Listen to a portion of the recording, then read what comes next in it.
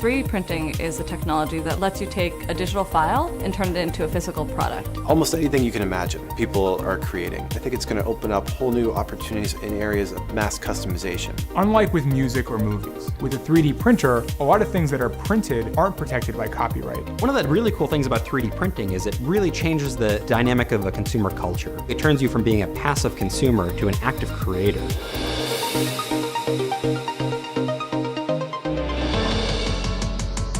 3D printing is this amazing new technology where you can take a 3D digital file and with the click of a button, use that file to create an actual physical 3D part.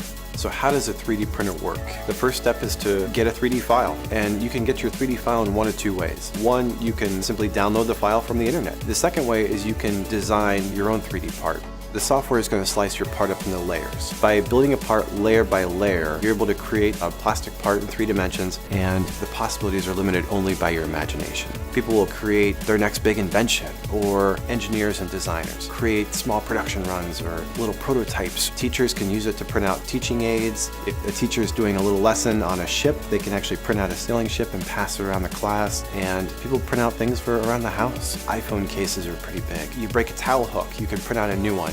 We want to make 3D printers at a price that the average person can afford and also easy to use. We're already seeing late stage early adoption of 3D printing, but for me the exciting thing is what's to come.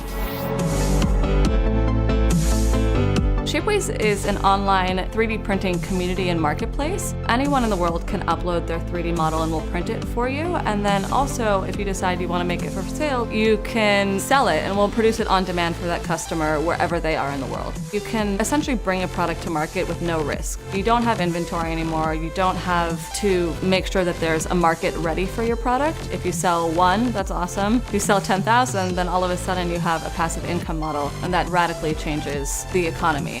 Usually to bring a product to market takes a year, and then you have to find the manufacturer and the investor, and so it's going to force us to change the way we think about not only buying products but how they're made. One of our colleagues broke his stroller and it would have cost him something like $250 to get that part in the mail from the stroller company, and he literally just 3D printed a stroller part and got it for $20. You have this explosive technology where everything is made just for you but at the price and quality of something you buy in a store. This could be a scary technology for some companies, because what does that mean for seasons now? You have infinite inventory, and what does it mean for scarcity, which is one of the core tenets of so many industries? I think it's very similar though to social media or other tools of engagement where you're afraid to see what that would mean to let consumers co-create with you or to really rethink your traditional manufacturing process because you have so many middlemen. I think we just have to stop thinking that you need to reach 100,000, 1 million people for something to be successful. Customization is really changing the way that we have to think about design and production as well. People who make money by selling things that are all of a sudden easily copied with a 3D printer are going to be worried that people are going to be making unauthorized copies with those 3D printers. And I think one of the challenges for them is going to be, well, how do I react?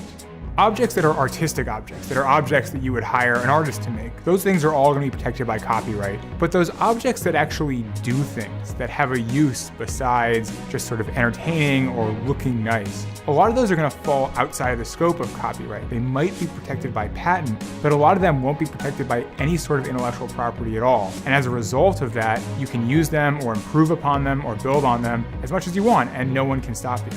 3D printing right now is at its very beginnings. And so you don't have a lot of case law about everyday people making exact copies of physical objects, and certainly not a lot of case law about people being able to do that on a large scale.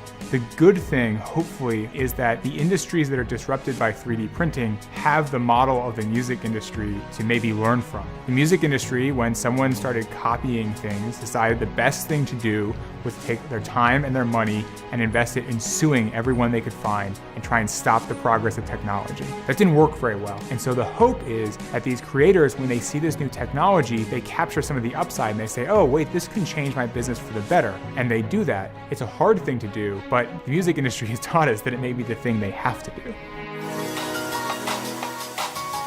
3D printing is going to have a profound impact on all of us, whether you consider yourself a designer or not. In the future, there are going to be 3D printers that will allow you to actually create three-dimensional structures out of living cells. And they can build very complex structures like blood vessels or skin tissue. And the idea there is that in 10 or 20 years, these scientists are going to be able to 3D print tissue that can replace damaged vessels of the heart, or they're going to be able to print replacement organs. So you won't have to go to find an organ donor anymore. You'll just be able to have one 3D printed at the hospital based on your own cell and your own genetic makeup. Right now at MIT, scientists are working on 3D printers that would actually allow you to print food.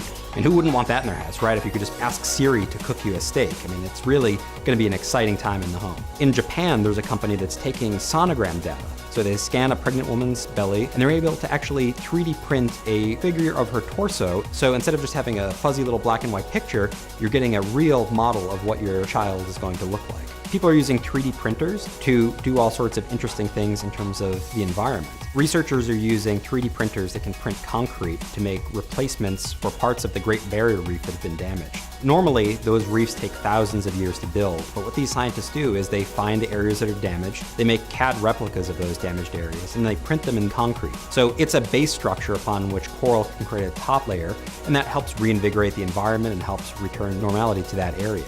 I mean, one of the coolest things about 3D printing is that it's a community that never stops innovating. There are hundreds of innovators who are making little tweaks to these products, who are trying out different things, and so it really gives everybody an opportunity to create anything they could imagine.